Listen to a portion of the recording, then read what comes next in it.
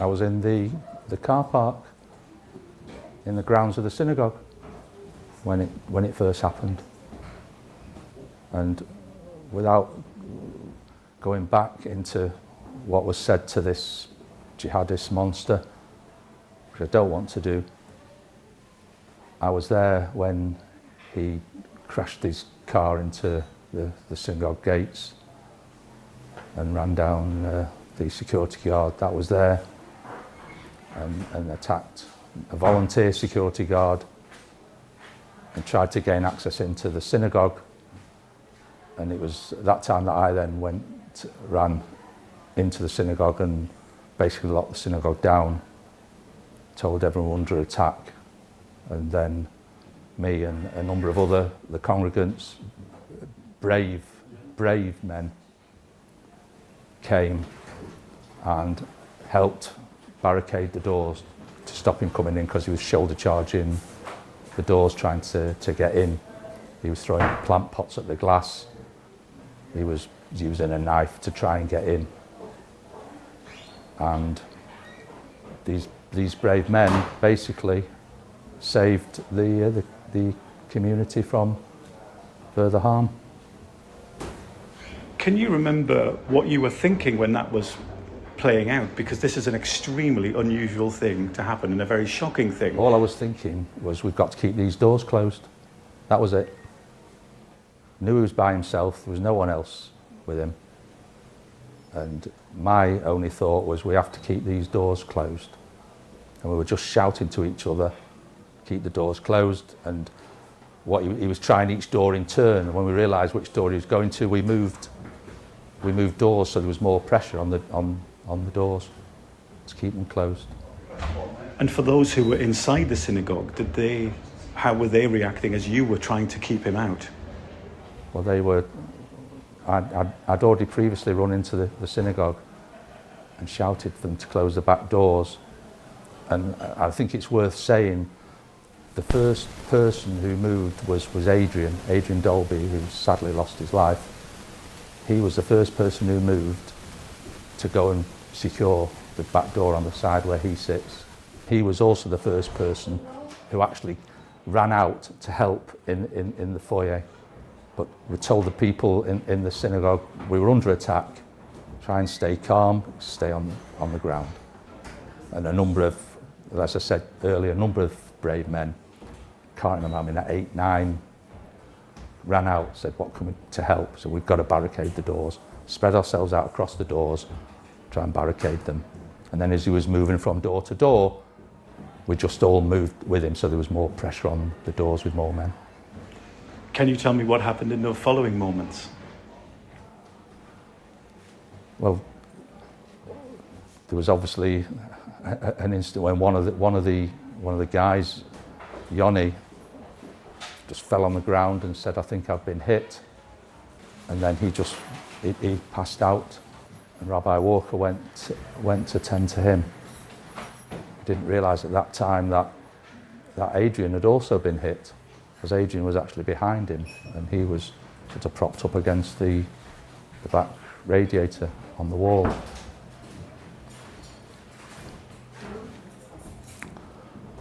And that was the time where the police were here then.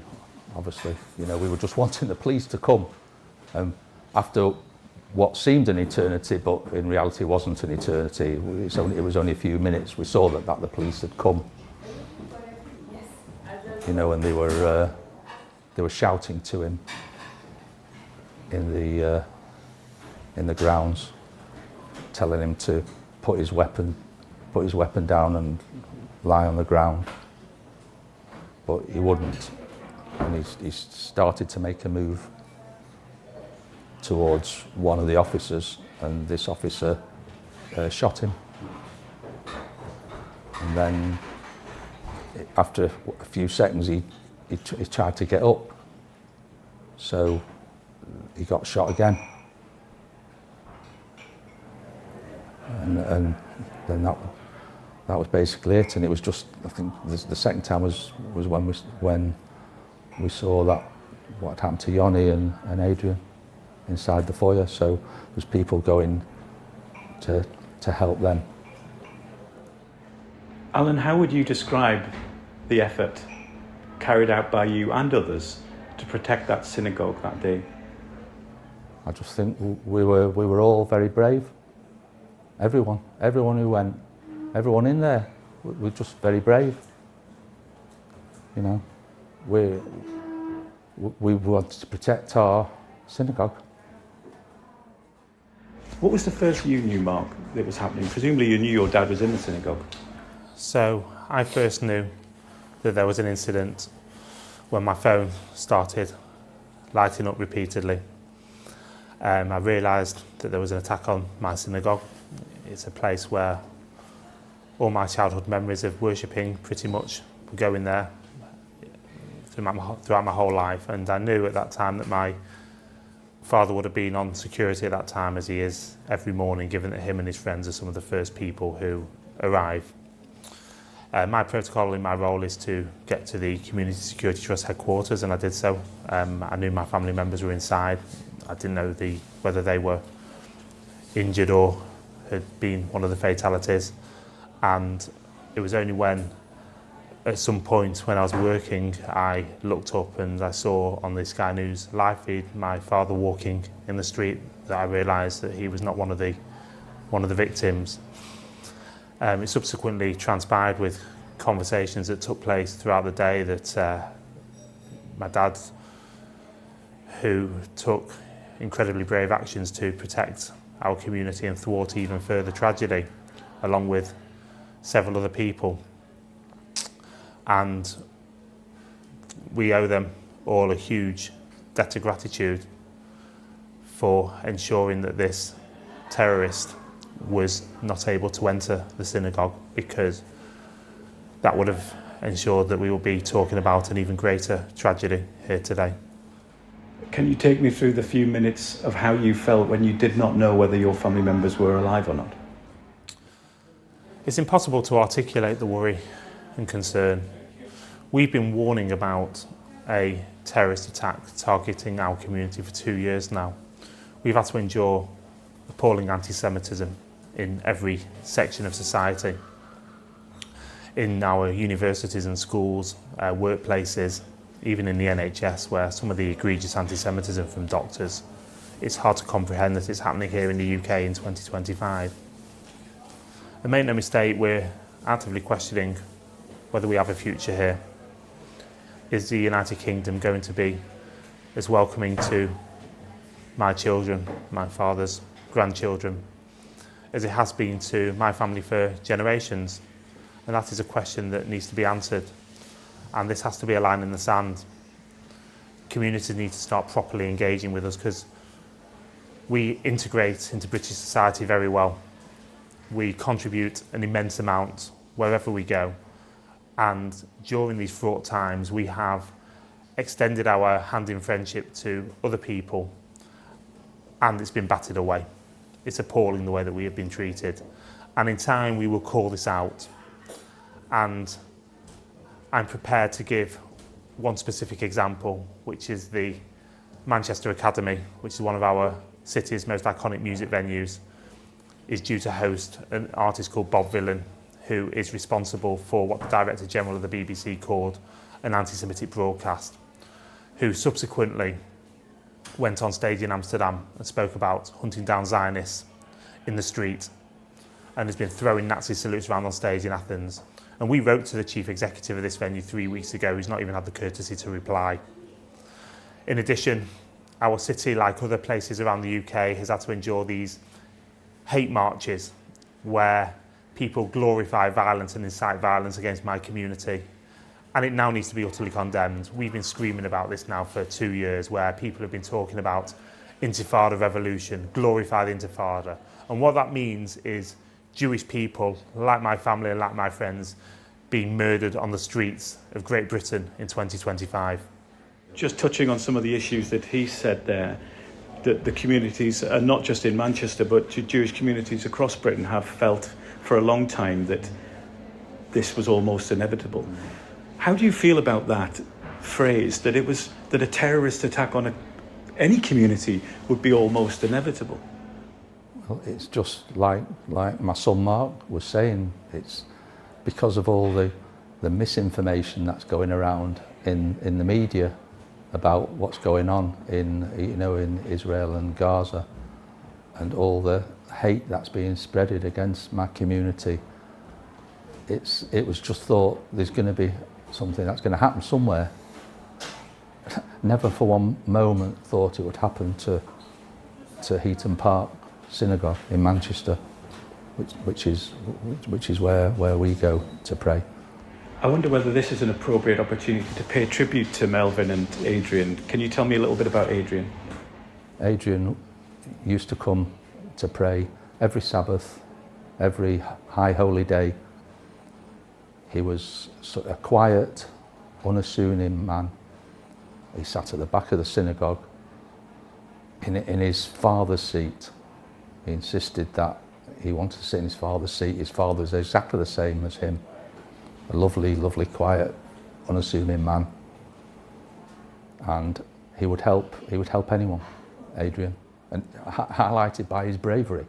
You know, I said earlier, I think, that he was, when I went in and asked to secure those back doors, we're under attack, you know, stay calm. He said, Adrian didn't think of going down, staying where he was.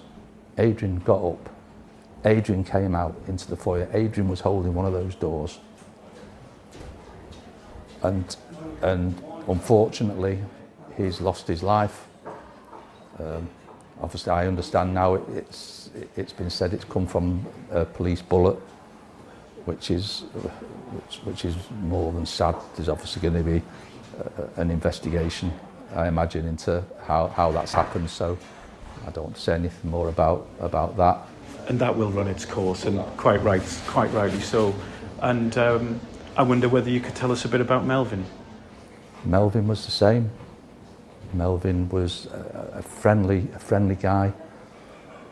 Melvin has come to pray at synagogue for as long as Adrian has, and Adrian's family, Melvin's family. I knew Melvin's mother very well. A real character. But Melvin would help anyone. If anyone would ask Melvin, could you just help me do X, Y, Z? Yes. When do you want me to come? Melvin, you know, I just need a hand with this, and do it. Melvin, you know, someone sadly has lost family. We need to get, you know, the Shiva chairs where the mourner sits on low, and some prayer books.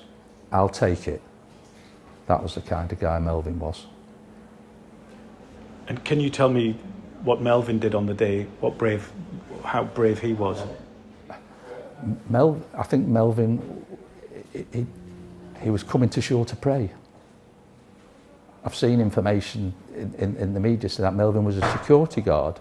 Melvin was never a security guard at the shul. Melvin was a worshipper. Like I said, he'd help with whatever shul need doing, or what anyone outside of shul would need doing. I'm sure Melvin in his area would help his neighbours. I'm sure he would. But Melvin, it seems, was in the wrong place at the wrong time. And I didn't see what happened to Melvin, but he must have been hit by the car. Can I ask how you are today? I'm upset. You know, I just find it hard, you know, seeing what I saw, being involved in what I was involved in. I just feel sad for our community, but we're strong, you know. Like the sign says out there, we're not Jews with trembling knees. We're not going to let this darkness stop us going to our synagogue to pray. We are praying. Some kind communities in the area have loaned us premises, and we've had our Sabbath prayers there yesterday. We can have daily prayers. We can have the Sukkot prayers there next week. So we intend to stand up, be proud. We're Jewish. So I take my children to church, and I take them there, and I assume that it's a safe place, you know, just like the synagogue, just like any other place of worship. putting everything aside, putting everything that you've said aside, can you just tell me a little bit about the synagogue and how it makes you, how long you've been going there, and how it makes you feel when you're there, putting all of this aside? What does it mean to you, the synagogue, and as a place to be? The synagogue for me is a safe haven, and should be a safe haven, where a Jew can go, meet the friends, maybe have a chat when you shouldn't be having a chat. You should be saying prayers, but you're having a chat, you know. But you say your prayers. You say what you want to your prayers. Say what you want to Hashem, the good Lord. And it should be a safe place for anyone, any creed, any community, churches, mosques, and temples, synagogues, anyone, you know, should be able to go to their place of worship and be allowed to pray in peace.